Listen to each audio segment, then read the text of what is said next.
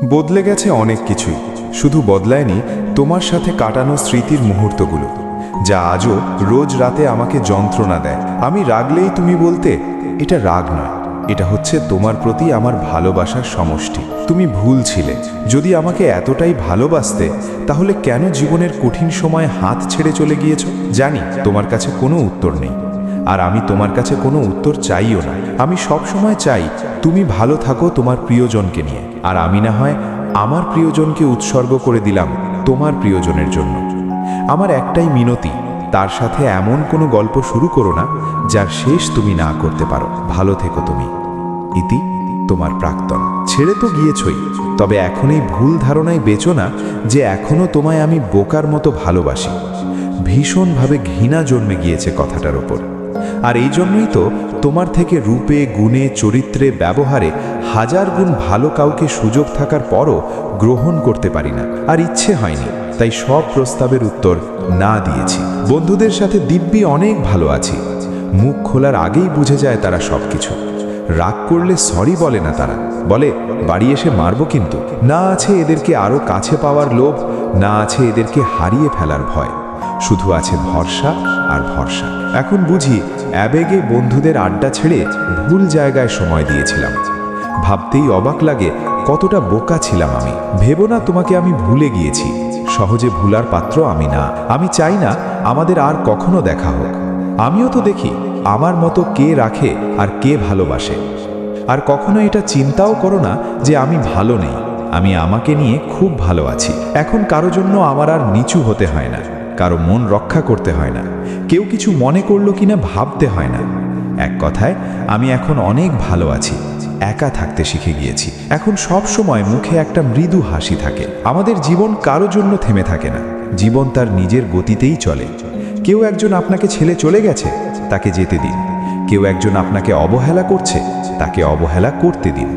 যে মানুষটি আপনার নয়, আপনি তাকে জোর করে রাখতে পারবেন না। আপনি হাজার চেষ্টা করলেও তাকে ধরে রাখতে পারবেন না। যখন তাদের জীবনে খারাপ সময় আসে, তখন নিজেকে ভালো রাখার জন্য তারা অতিথি পাখির মতো আশ্রয় খুঁজে চলে যায় অন্যের জীবনে।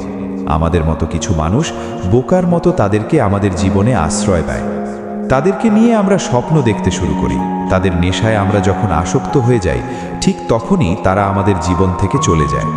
এই মানুষগুলোর জন্যই অযথা আমরা আমাদের জীবনের মূল্যবান সময়গুলো নষ্ট করি, যা নিছক বোকামি ছাড়া আর কিছুই না। আমাদের নিজেদের ভালো থাকার চেষ্টা করতে হবে। অন্য কেউ আমাদের ভালো রাখতে পারবেন না। স্বার্থ ছাড়া এই শহরে কেউ কাউকে প্রিয়জন বানায় না। অন্যের ওপর কখনো ভরসা করবেন না। অন্যের কাছে কখনোই প্রত্যাশাও করবেন না। প্রত্যাশাই আমাদের জীবনের দুঃখের অন্যতম কারণ।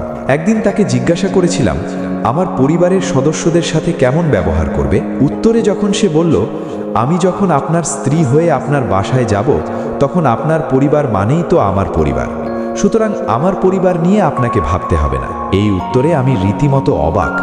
এত সুন্দর উত্তর আমার মনে হয় আর কোনো মেয়ে দিতে পারবে না। সেদিন এই উত্তর শুনে আমার মনে হয়েছিল আমি অমূল্য রতন পেয়ে গেছি। একদিন সে আমাকে কপি করতে থাকলো। আমি যেটাই বলি সেও আমাকে সেটাই বলতে লাগলো, মানে যাই বলি সেও সেটাই কপি করতে লাগলো।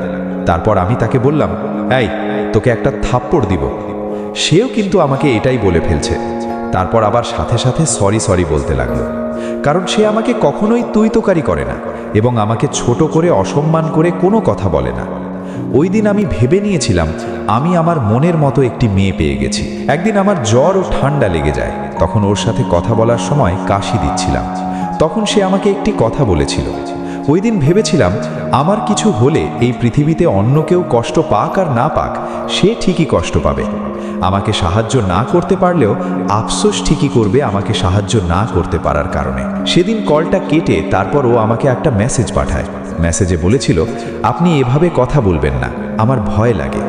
অনেক রাগের মধ্যে থেকেও ছোট্ট একটি হাসি দিলাম। এরপর আবার আমাকে কল দিল।